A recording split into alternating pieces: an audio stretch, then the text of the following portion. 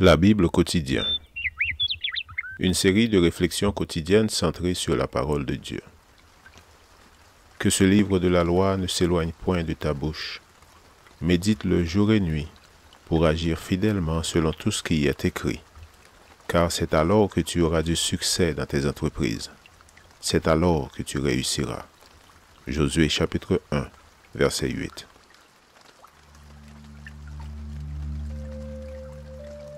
Aujourd'hui, le 24 décembre, Dieu est le propriétaire de tout. L'argent est à moi et l'or est à moi, dit l'Éternel des armées. Agé chapitre 2, verset 8. Voilà une déclaration finale et indiscutable. Dieu est le propriétaire de tout l'argent et de tout l'or du monde. Il est le maître absolu de tout ce que l'ambition humaine a extrait des mines et maître de tout ce qu'il en reste encore dans les entrailles de la terre. Oui, tout est à lui.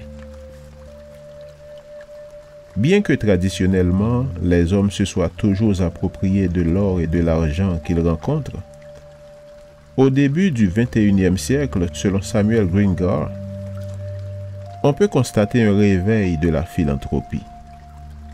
Il écrit, je cite, « Les Carnegie et les Rockefeller modernes sont en train d'injecter du sang nouveau à la renaissance de la philanthropie nord-américaine. » Fin de citation.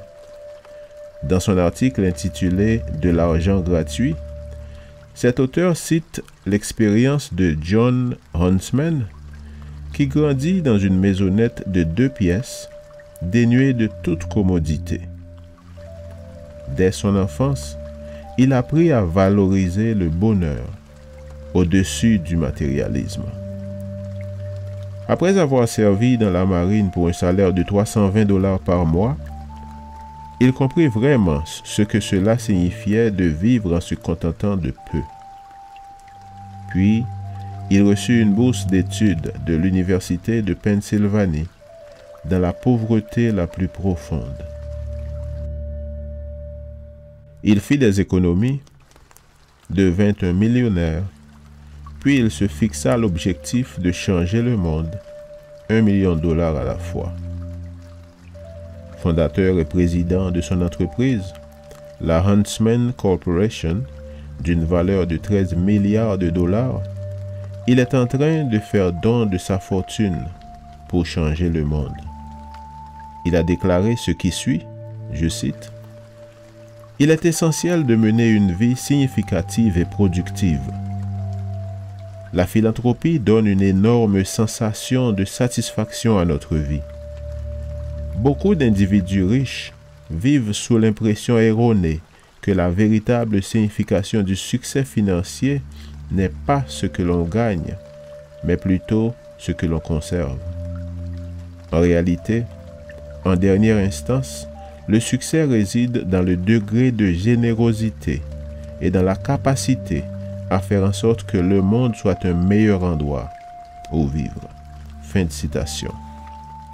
Grâce à Dieu, beaucoup d'hommes et de femmes d'affaires adventistes l'apprennent à travers le plan de générosité systématique ou plan de gestion chrétienne. David lui aussi le savait parfaitement bien. C'est pourquoi il a déclaré « Tout vient de toi, et nous recevons de ta main ce que nous t'offrons. » 1 Chroniques, chapitre 29, verset 14. Lecture de la Bible pour aujourd'hui dans l'Ancien Testament, Agé, chapitre 1 et 2. Et dans le Nouveau Testament, Apocalypse, chapitre 13. Merci d'avoir écouté. Je vous souhaite de passer une excellente journée avec Jésus. À la prochaine!